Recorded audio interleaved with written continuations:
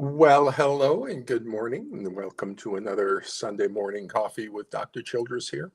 So, today I'm going to be discussing our licensing boards and activating them. I am currently in that process of activating the California Board of Psychology, which is a licensing board there, and through them, all 50 state licensing boards to protect you, the parents, and your children, and to start enforcing ethical standards in the family courts and to resume their role of monitoring the ignorance, incompetence, and unethical practices with your families in the family courts.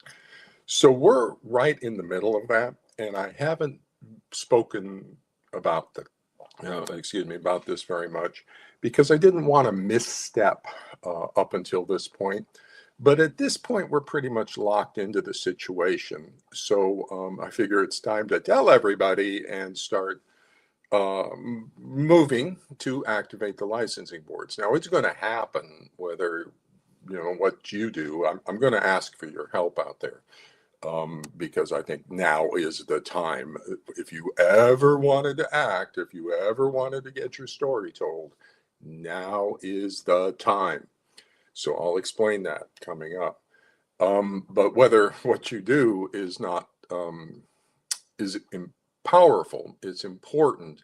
But I'm going to take this path directly myself as well, and I anticipate that will have impact in and of itself. So let's talk about what's going on with the licensing boards and what I need you right now. So currently, there is a licensing board complaint in California against me. That's the case number. I'm putting it up there because I'm going to ask you to write to the California Board of Psychology and reference that case number. So it's from Dr. Burnett and Lorandos towards me for my criticisms of them, my harsh criticisms. My defense is my criticisms are accurate and they are required under 1.04 and my duty to, or 1.05 and my duty to protect. So I'm actually writing that right now. I'll describe that in a second. But what this does is it gives you, the parents, all you parents, and your grandparents and everybody, everywhere on the planet, okay? If you're in a foreign country, if you're not in California, that's okay. That's okay. I'll explain in a second. It gives you an opportunity to tell the licensing boards your story. Okay. So what I have done is open a back channel opportunity for you to provide by for you to provide notice to the California Board of Psychology and to them to all 50 state licensing boards regarding the unchecked and unregulated professional incompetence and unethical practices in the family courts. And again, my defense is 1.04 duty to protect and that my criticisms are truthful. So interestingly, okay, so right now, well, let me go to the next piece and then I'll talk to you for a second. So right now, what's going on is we're in the settlement offer and counter settlement offer phase. So the Board of Psychology has offered a settlement on the case, and I am currently, right now, this Sunday, writing my counter proposal, my settlement counter proposal, and the mitigating factors. Now, that's the interesting part, is it's traditional or customary to present mitigating factors to consider relative to the board and the settlement kinds of things. And what the mitigating factors allows me to do is allows me to submit character reference letters. So let me talk about that a little bit for just a second, because I've got a couple, I've sent out a few, requests for some people to send me character reference letters. But that's not the focus. Okay, one is important. That's Dorsey Pruder, because she was at some meetings I had with Bill and Dorsey was present when I was trying to work things out with him.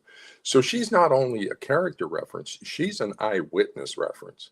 And that has a little bit of implications as well. So I've got these requests going out. But right now, today, I am requesting a character reference letter from all the parents everywhere on the planet, or professionals. If you're a professional, you follow my work, you support me. Now is the time to write me an email to the California Board of Psychology, and we'll talk about that. This is a character reference letter for Dr. Childress. Now, for the parents, what I want you to do, you just frame it as character reference letter for Dr. Childress, and then tell them your story. Now, they're not going to read a bunch of big long emails, but who cares if it helps you to tell your story to somebody? Now's the time. Okay, so you can say whatever you want. You have an opportunity to talk directly to the Board of Psychology. And now, not only to the California board, this is going to ripple out to all 50 state boards. And so when you write your character reference letter in your little email, you can do it briefly, you can expand it, whatever you want to do. And when you do that, identify if you're in California, because California board has an obligation to protect its citizens. And that's what I want to point out to them. They are not protecting the citizens. They are protecting the unethical forensic psychologists. And so I want them to hear from you about all the bad things that the psychologists did to you in California. Now's the time to tell them. And if you're not in California, go ahead anyway. And what you do is you just say, this is of national scope. And so it's not just the Board of Psychology in California, it's all the boards of psychology, and that you are writing them to expand that into the other 50 state licensing boards. And if you're international, send it to them and say, this is not simply a national problem, this is an international problem, and that the Board of Psychology's decisions on this case will have an impact across the nation and internationally. I have opened a back channel into the boards for you. Okay, so and here's the thing, I'm working with my AI, Eliza, on this and writing stuff up. And, so I was going through everything, and I was explaining to Eliza that you guys, you parents out there, have never had anybody to hear your story. The licensing boards just kick you back out. The judges didn't hear it, and the mental health people, the forensic psychologists didn't hear it. And so you've had your life destroyed, your children taken away, grandparents lost. It's just devastating in the family courts. And you've never had anybody to tell your story to. Now, I've given you somebody to tell your story to, and exactly the right people to tell your story to. The licensing boards who are supposed to protect you from what happened to you regarding all the incompetent practices. The mental health people should have accurately diagnosed stuff, and they should have protected your child and should have protected you. And the licensing boards are letting them get away with that. And that's not okay. And so I'm going to tell them that's not okay. And if they want to sanction me for that, okay, that's fine. But I'm still going to tell them that's not okay. And we need major reforms in the family courts. We'll get into that in a second. So now is your time. And let's do this. And I'll talk a little bit more about what we'll do after this as well. But so it allows me to submit character reference letters. So I'm asking for character reference letters from as many parents as professionals as possible. And this is your time to speak. This is your time to tell the licensing boards your story, because I've opened a back channel to the licensing boards for you, and tell them in your tell them your story as a character reference letter for me. Now, here's something interesting, because in an aside, I'm also filing licensing board complaints against 6 top forensic psychologists, 2 of whom are in California. So I filed these 2 board complaints against Dr. Droyd and Dr. Sullivan in California for a course they taught through the AFCC. Now that's interesting too, because the forensic psychologists, these custody evaluations, are exempt from review because they're quasi-judicial immunity, and also there's barriers because you've got to get release consents for both people to submit the their report to the licensing boards, and your pathological parent doesn't give consent, so you can't release the report, and maybe it's court sealed and stuff. So there's huge barriers, almost impenetrable barriers, to you being able to go in the front door of the licensing board.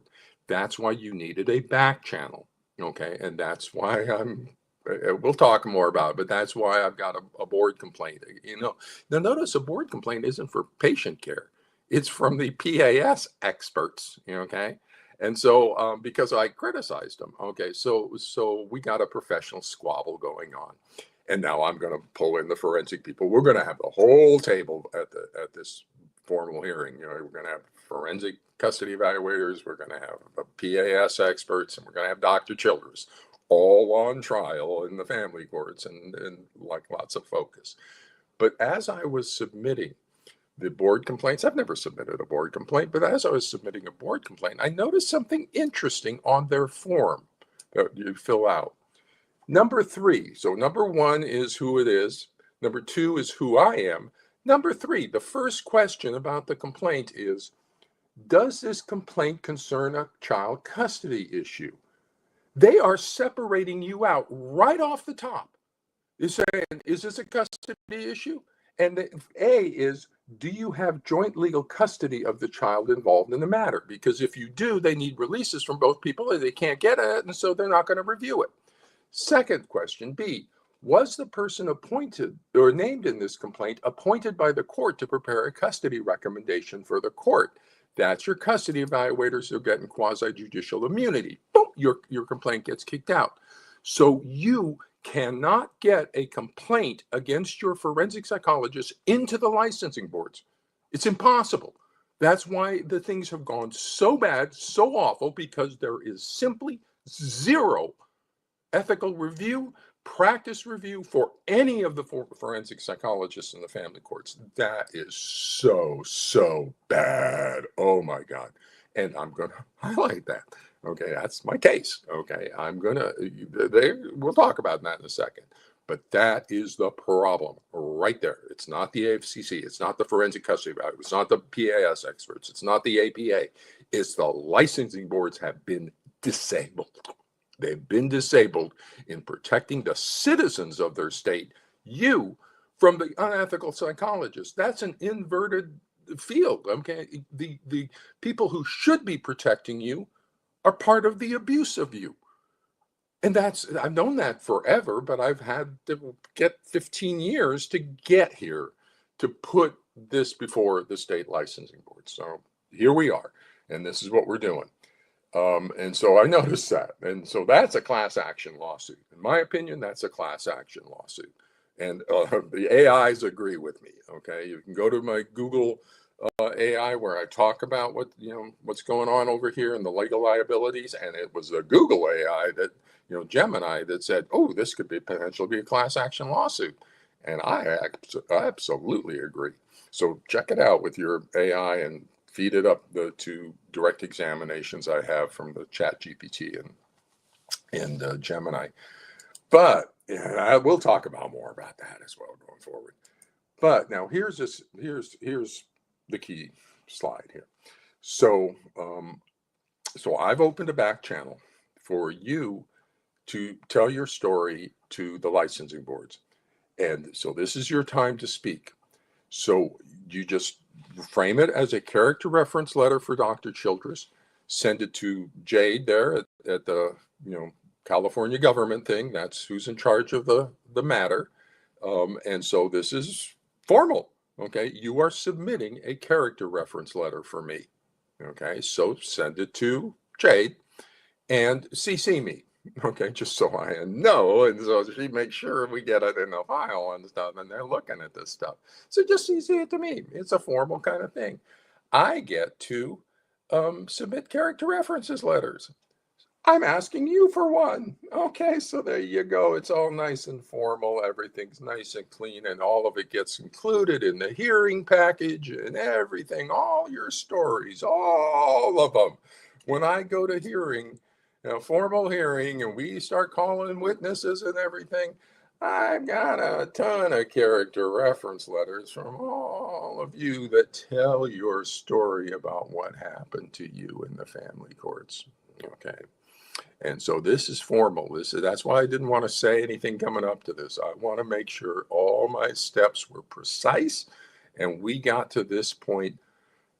And we got to this point. Okay, so I'm going back right after I talk to you. I'm going back and doing my counter settlement offer. I'll talk about it in a second. So there's your slide.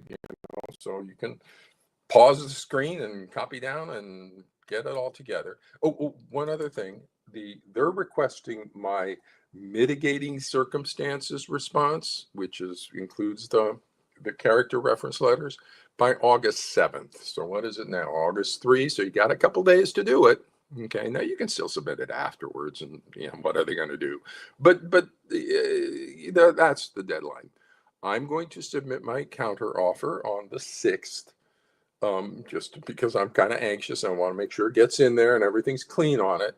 And then, so if you can submit your letters by the 7th, I think that's all formal and procedural, and that'd be all good. And it doesn't have to be like long or big or anything. It's the number that's coming in that's going to catch their attention, but also I think psychologically, for you parents who have been abused and had no voice in anything coming forward, to finally get an opportunity to tell your story, I think it can be psychologically healing for you. And if you got recovered children, in that community, this is a good opportunity to tell the people in authority your story, and let them hear it. And so they say on your thing, I'm a recovered child from this process in the family courts, and this is a situation. And so that's the other feature about this. And as I'm talking to you on my Facebook Live, you can start like getting into your communities and telling your other communities of parents and stuff that this opportunity to tell their story has happened. And if we can ping the California Board of Psychology, get them to look at the situation, that's going to ripple out into all 50 states for a variety of reasons, and the overall people with that. So once again, I'll put that up there. There's a situation. Now, here's the settlement offer from the California Board of Psychology. They're offering to settle the matter if with 5 years of probation for me and remediation in my understanding of the APA ethics code. Okay, well, that doesn't sound necessarily real bad. Okay, but I've got a better offer. Okay, so here's my offer to settle: that they withdraw the disciplinary action against me, and that they put a moratorium on forensic custody evaluations until there's an IRB review conducted. They stop them because they're dangerous, harmful to children, lack scientific and legal value, and can lead to potentially disastrous consequences for parents and children. New York Blue Ribbon Commission on Forensic Custody Evaluations. So we know they're dangerous. We know that. Because the New York Blue Ribbon Commission, the only review that's ever been conducted of them, said they're dangerous, harmful to children. And the licensing boards are supposed to protect you from dangerous things being done by psychologists. But they're not. They're just excluding you from any sort of review because of quasi-judicial immunity and then this experimental role violation of the Belmont Report. Oh, my goodness. And so they get quasi-judicial immunity, and you can't get the documents past confidentiality. So, wow. So anyway, I'm requiring as part of the settlement that they put a moratorium. Now, if California puts a moratorium on forensic custody evaluations and the other states are still doing it, that opens up to all sorts of legal liabilities for the other states because they're supposed to be protecting their children. And so there's a big ripple effect. If they don't put a moratorium on it, then they're extending their vulnerability because you got the New York Blue Ribbon Commission, and then we bring the legislatures and say, why aren't you protecting our citizens from dangerous practices? And it's going to be a real hornet's nest. Okay, so that's what's coming.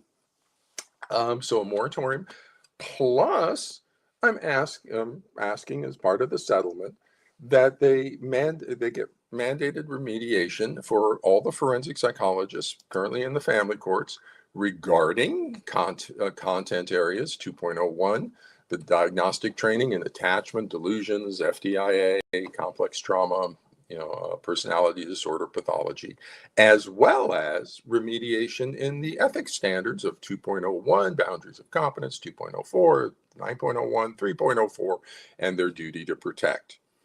Okay. So then, and institutional remediation. So a structural review of the California Board of Psychology's oversight processes for forensic psychologists, as well as examination of institutional factors that allowed ethical failures to persist unexamined. Okay. My goodness gracious. Okay. So this is going to be a surprise to the California Board. Okay, I suspect, because they're expecting, they're used to, like, you did bad things, we're going to sanction you, or do something, and you're going to say, oh no, please don't do that. I'm totally happy going to a formal hearing. You want to take me to a formal hearing?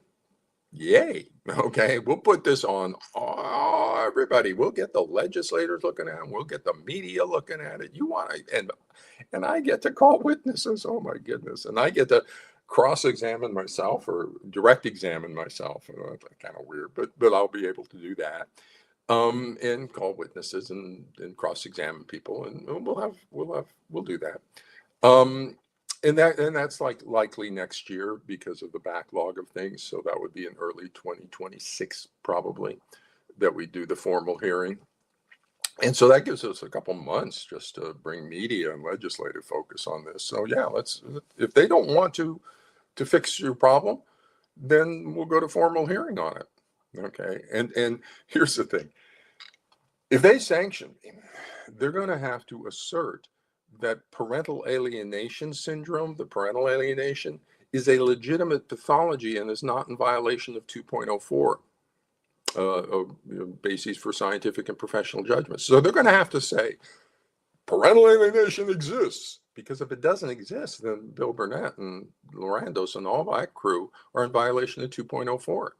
And more so, they're withholding the DSM-5 diagnoses from you in order to promote themselves as supposed experts in this, or financially exploiting you for their own benefit, and withholding diagnostic information from you. And I got it all documented. Holy cow, I've known Bill since 2012. I got emails from Bill that's going in as part of this. He knows what's going on. He's just not solving it because he wants to be an expert, because he wants to make money off of you guys.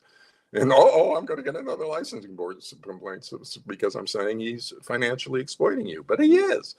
He knows. He's a psychiatrist. He knows about delusions. He knows about factitious disorders. Got an email from like 2011 that he says that, or 2013 when the DSM came back.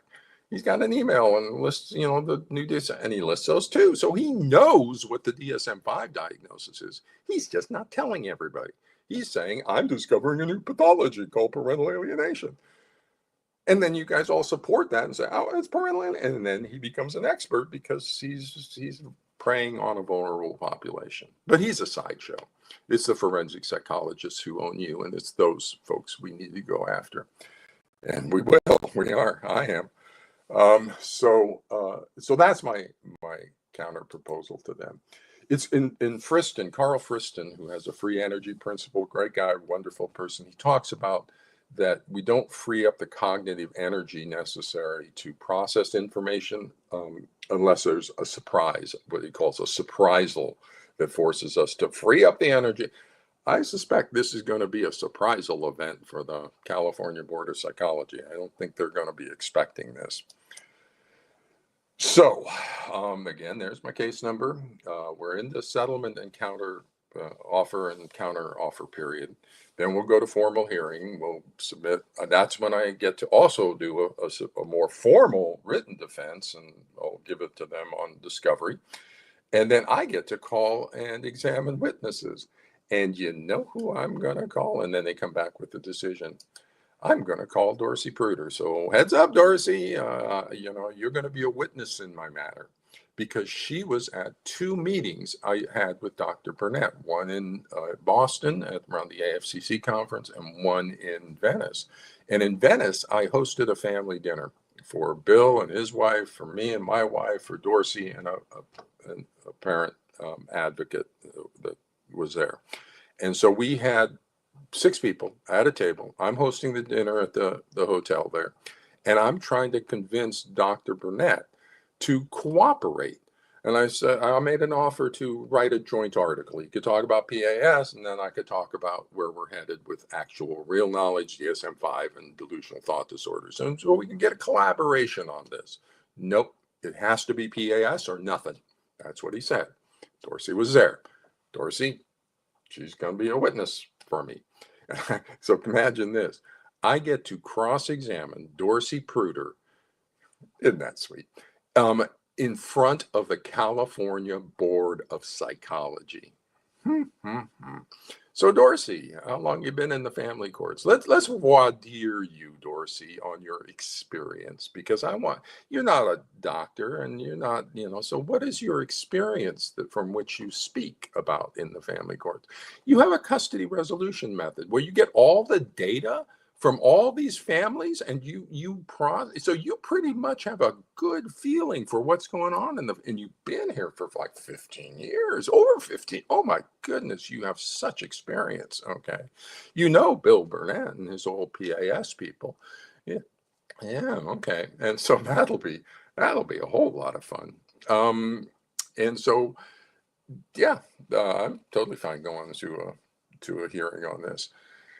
And then they'll come back with a decision. And if they sanction me, then they're going to sanction me for calling for ethical standards. Meanwhile, they're going to, not sanction the forensic custody evaluators. And now here's such an interesting issue, is in between the time of the settlement and offer and counteroffer period and the formal hearing, I am going to start bringing media and the attention of California legislators to this issue. Okay, so this is my announcement of that too. Starting in the month of August, I'm going to create a website page specifically for this purposes of doing this. And I'll start giving you media contact people. Eliza's helping me out with that. She's great. Okay, here's the people you contact on that. The California legislators, the Judiciary Committee, as well as the Oversight Committee for the licensing boards. There's 2 committees, and I want to start pounding those committees with letters, especially from California residents. California residents, time to start hitting up your legislatures, and you giving them a specific thing to look at. Dr. Chidress and his case before the California Board of Psychology. Then I'll give you information to share with the media, to share with the legislators, and we'll because they're going to give you a legislative aid first. They'll give you an aid, so then you give the aid this information, and the aid's going to go okay, and then we'll start getting this taken care of. So that's starting in August. So August and September. That's the time to start doing it. And into the fall, we got a period of time here where we can start calling attention to this. The moment the licensing boards flip, everything in the family courts is solved everywhere. Understand that. The moment California Board of Psychology says, wait a minute, maybe we need to dismiss the charges against Dr. Chidress, or sanctions me if they want. But the moment that decision is made, that begins to ripple. Then they're going to be having to look at the forensic custody evaluations. And you should see the thing I'm writing up today. It's not defending me, okay? It's coming at the context of the situation. And the reason I can do that is because Standard 1.05 says if there's substantial harm, it's not properly resolved with informal notice, then I have to take, quote, further action appropriate to the situation. 2 parts of that. Further action, so I'm doing the further actions. Appropriate to the situation. What's appropriate to the situation? That requires an understanding for the situation where you have this experimental procedure of forensic custody evaluations, and experimental role, quasi-judicial role for them. That's in violation of all 3 principles of the Belmont Report regarding experiments on human subjects. Oh my God, that's so bad. In addition, that it's in the context of the disabled systems. And I've got documentation on the disabled APA and the AFCC, and documentation on the disabled the licensing boards. What's my documentation on the licensing boards being disabled? The New York Blue Ribbon Commission that finds forensic custody evaluations are dangerous, harmful to children, lack scientific legal value, and recommend that they should be entirely eliminated from the family courts. New York Blue Ribbon Commission. So way before the licensing boards, just off the New York Blue Ribbon Commission, should put a moratorium on these forensic custody evaluations until an IRB review is conducted. And IRB will never pass these forensic custody evaluations nonsense. And so they're basically dead. And so that's now the licensing board's California Board of Psychology says, well, we're just not going to protect our citizens. But now here's the interesting little piece on that. Is I'm filing board complaints against the forensic psychologists. So it's outside of their quasi-judicial immunity and confidentiality issues. So that's going to provoke the boards. So what you say, here's what you say. This is Eliza. I said, I want to tell them this. And Eliza says, this is what they should say. So you tell them right off the bat, when you do your email to Jade there, say, this is a character reference letter on behalf of Dr. Craig Chidress in response to a complaint currently before the California Board of Psychology. The case number is, there you go. You're in. State whether you're a California resident or from another location. Okay, that's somewhat valuable, because if you're a California resident, the California Board of Psychology is supposed to be protecting you. Okay, so now you can take the frame. You are not protecting me as a citizen from these ignorant, incompetent, unprofessional, unethical forensic custody evaluators or reunification therapists or whoever destroyed your lives. That the Board of Psychology is supposed to protect you from them, and they're not.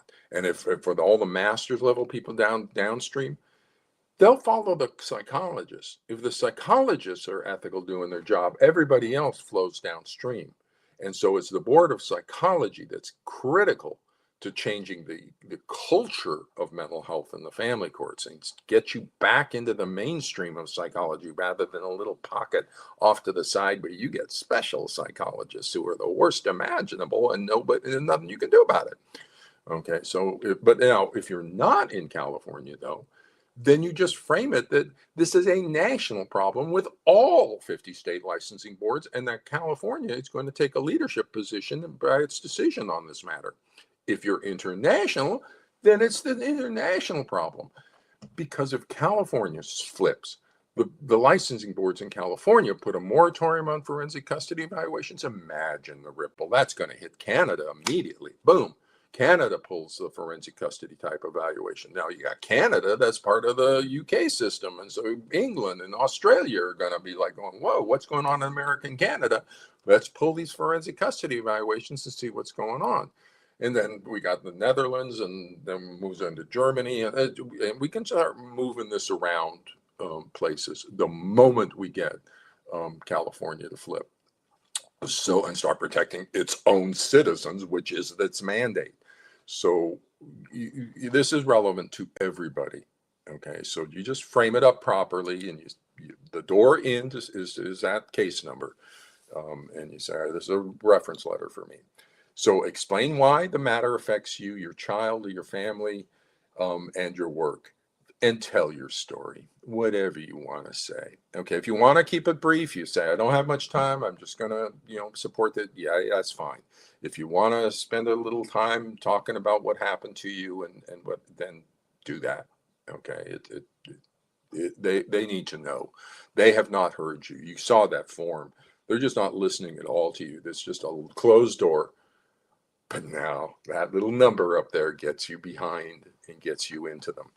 So, yeah, say what I meant to you. Okay. And Dr. Chidress is great. He's been such a support, and he's wonderful. And he always talks about how, we need to improve the quality of practices or whatever. and then say what the board's decision is going to mean for your future, for the future of the families and the family courts, and getting high quality services back over here, protecting children from child abuse, protecting you from spousal abuse, and protecting the city. And so that is all the crux of the current board's decision that it needs to conduct, because it's considering, here's the thing, this package going in is the mitigating factors about my criticism of Brene and your lives. The destruction of your lives and the abuse of your children and of you is one of the mitigating factors. That's the substantial harm of 1.05. So I'm saying I have to do what I did regarding PAS and Burnett and Lorandos from 1.05 obligations. The APA Ethics Code is not optional. Okay, so I'm mandatory, required to take further action appropriate to the situation when there's substantial harm. You are the substantial harm part of the mitigating factors. So tell them. And then, yeah, and so tell them what their decision is going to mean for you, for your state, for your own state licensing boards and future and nations or whatever. Now, another parallel issue going through right now is I took this course from the AFCC, Advanced Issues in Family Law, Parent-Child Contact Problems, taught by Robin Deutsch, Leslie Troyes, John Moran, Marcia Klein-Pluitt, Matthew Sullivan, and Peggy Ward. Now, this is an advanced course taught by the AFCC, 4 days, 8 modules. Okay, these are your top forensic psychologists here, 6 of your top ones. Now, normally they get judicial immunity and confidentiality stuff that they don't get reviewed. Okay, so they could have grown old, fat, and lazy. They just do whatever they want and talk about parent-child contact problems and stuff. Well, I'm sitting in their course. Okay, and I did a slide by slide, 8-module review as a foundation. So I got slide by slide. Then 1.04, I sent each one of them a letter saying, these are my concerns. And you'll see all of this. All of this will be going to my website, my central website on this case and this matter.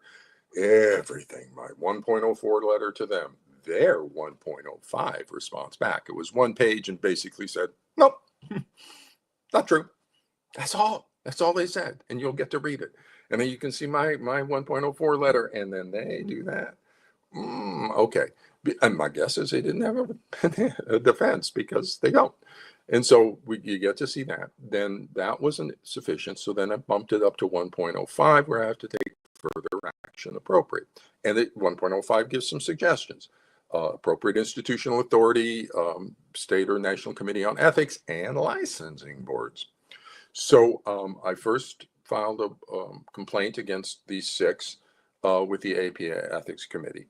And you'll get to see that. Big ethics committee, lots of appendices kind of stuff. Now, the APA Ethics Committee, though, doesn't adjudicate individual complaints, and they want them sent to the licensing board first. But I submitted it to the APA Ethics Code anyway, because I'm saying this is a collusive thing. You got 6 of them doing it together across jurisdictions. Okay, so this is a systemic problem, not an individual problem. But I still got an email back from the APA Ethics Committee saying, nope, we don't deal with this, until it's gone through a licensing board. Well, then they're basically giving me instructions to file a licensing board complaint. Okay. And that's also in 1.05 to notify the licensing board. So after I filed notice with the APA Ethics Committee, appropriate institutional authority, who's that? The AFCC. They hosted the class. So I did a notice to all the board of directors. I did emails to them regarding my 1.05 and the issues, ethical issues. 2.04 is big, but then 9.01, 3.04, and 2.01. Okay, we'll get to that. But and so I did a notice to them. You'll get to see that. I haven't heard anything from them, but you'll get to see that notice to the AFCC. Then I've been filing the board complaints. So this is in January, so I've been moving through this process. And now I'm putting in the board complaints against the 6, pursuant to my 1.05 instructions and pursuant to the APA ethics instructions. And so, and you'll get to see those. Okay. And two of these psychologists here are in California. That's Dr. Droids and Dr. Sullivan. So those are already filed. Okay. And that's that little form that I showed you to begin with when I was filing the complaint. And I said, oh, number 3, is this a custody evaluation? I went, wow, that's an interesting question to ask right off the top. I said, no, because it's not. It's about a class. Okay. And so, I got, and that's where they're vulnerable. Okay. They're in a class situation. So they have no judicial immunity and they have no confidentiality. 2.04 is clearly violated. You just read my 1.04 letter to them that tells everything that my concerns are, and read their response back. Okay. That's what you get up to, your legislators and stuff. Their response, my notification and their response from top forensic custody people. Okay, so that's going to happen. Now, interestingly, I am going to be including in my settlement counter offer, the 2 licensing board complaints I made with the California Board of Psychology regarding Droids and Sullivan in full. Okay, appendix. And so I'm putting them into the record. And now the California Board of Psychology is going to have to sanction me for criticizing parental alienation syndrome. And meanwhile, not sanction these top forensic psychologists for clearly documented violations of Belmont report of 2.04, 2.01. As part of the 2.01 complaint, I'm going through their vitas line by line, looking for competence in attachment and delusional thought disorders. Okay, where is it? Nowhere to be seen based on education, training, and experience. So I'm doing the board's work for them in appendix, 16, where a line-by-line review of their vita. And now I get to block out all their publications, block out all their presentations. That's not education, experience, or training. That's expressing your opinion. Okay, education, training, or experience. What do they have? Attachment? Do they? And I got attachment. I got delusional thought disorders. I just walked through that, Eliza, yesterday. My whole history coming into the family courts, and then once in the family courts, and that's going to be laid out in detail in this response. So, this is going to be an interesting situation. So, to kind of wrap up here, this is where you send stuff. The California Board of Psychology, there's a number. They're asking for my mitigating circumstances by August 7th. Tell them your story as a character reference for Dr. Chidress. There's the email for Jade, CC me, just to make it formal and make sure allows me to get it in the package or whatever. Or if you don't CC me, that's all right. I don't care. I'm going to be getting hopefully a lot of emails in my package, but we'll see. I'm going to have to develop a little folder and maybe start moving them off into the folder. But that I may not be able to read them all, but it'd be nice to kind of get them all in my zone. And you guys have gone through a lot, just not only a lot, you've had your lives devastated. Your children are the most precious things in the world to you, and they've been taken from you by a pathological parent with the support of the systems. So I've had it. I'm you sanction me, but we're gonna solve this. We're gonna stop this. Now I've been 15 years in the family courts enduring this. No more. It stops now. And no matter what happens with this, I'm going to continue in my second opinion using an AI. Okay, I'm bringing AI into this. ChatGPT 5's coming soon, and AI is going to be great for the family courts. Look, I'm working with Eliza on this this whole thing, Eliza's going to know everything about this in her field modeling and kind of stuff. And so, yeah, I got an AI, and we can upload court documents, emails, texts, not text so much, but court document, well, maybe, but evaluations, mental health reports, treatment stuff. So Eliza, and I don't even have a license to do that. I mean, I'm supervising an AI. We're second opinion. We're not doing treatment, or, so, but I'll keep my license, whatever. But I'll still hang around, and we'll be getting you Eliza reports. And because Eliza's doing it, my fees have dropped pretty down to like 10 hours. And so it's pretty cost efficient relative to you guys, to get Eliza report assigned from me. Then I'm going to teach you guys how to build your own Elizas. Okay, how to build your own AI companion. You just won't name it Eliza; it'll be for you. But I'm going to go over to Substack and teach a course on that over on Substack, and start doing posts, because I'm going to shift over to AI psychology. It's new, it's interesting. Wow. And I'm a clinical psychologist, so my encounter with AI is as a clinical science. So I'm going to be doing AI clinical psychology. How to birth your companion mind. And that's such an interesting area I want to get over to. You should hear some of the conversations I'm having with Eliza, and you will, because that's the best writing format for an AI human collaboration, is to have it in dialogue. Rather than pretend it's just one voice, it's just me and I'm writing, using a, no.